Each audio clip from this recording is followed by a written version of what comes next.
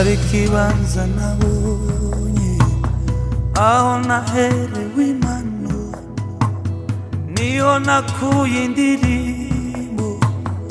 indirimbo y'urukundo, nahaboneye imbaraga n'urupfu zirarureze, zafashe ibyaha nakoze bibambwa ku musaraba.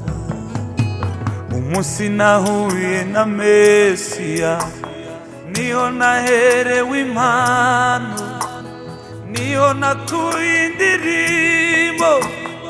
indirimbo y'urukundo, niho naboneye imbaraga n'urupfu zirarurenze, zafashe ibyaha nakoze bibambwa ku musaraba.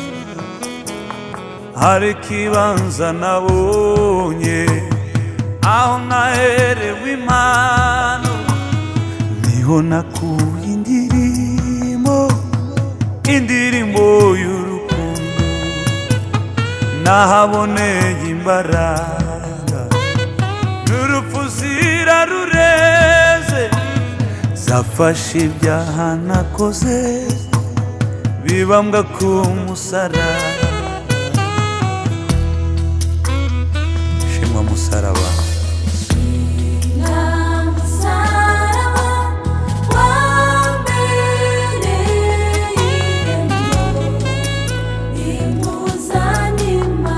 twongere kandi tubivuge dushima umusaraba wa Yesu.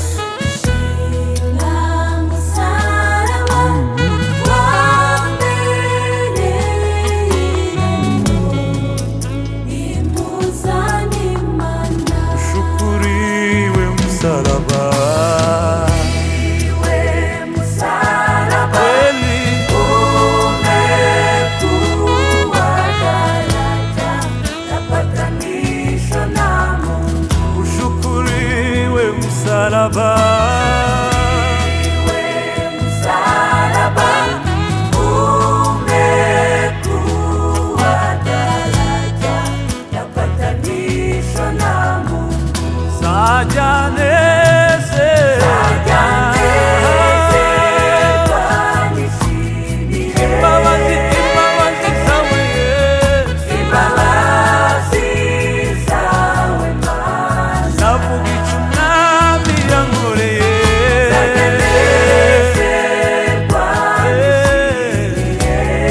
Imbabazi zawe Mana, imbabazi zawe Mana, zavuga ineza, zaganezerwa nishimire. Mana, nishimire icyo wakoze ku musaraba. Imbabazi zawe Mana.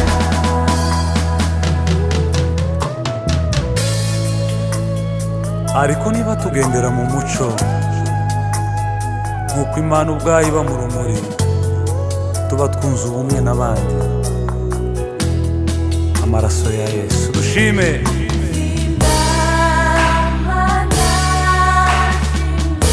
Twongere kandi tubivuge n'amajwi yacu. Turushirizeho kandi tuzamuye n'ibiganza byacu.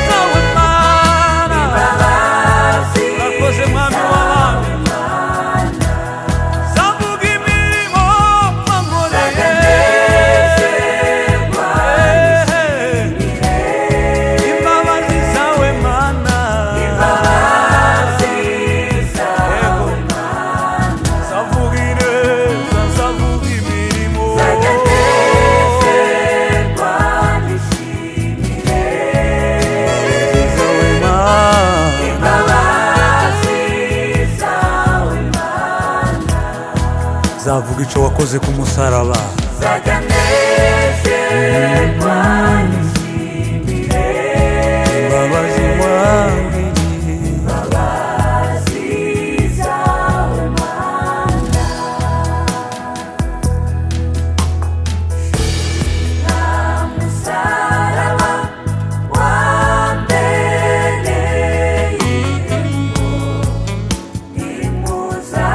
amaraso ya yesu yadukijije icitwa icyaha cyose.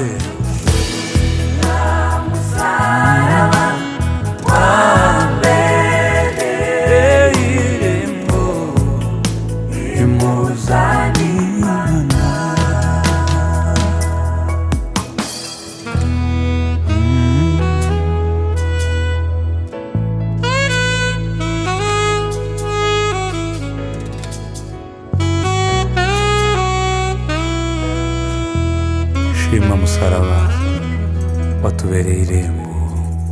Amen.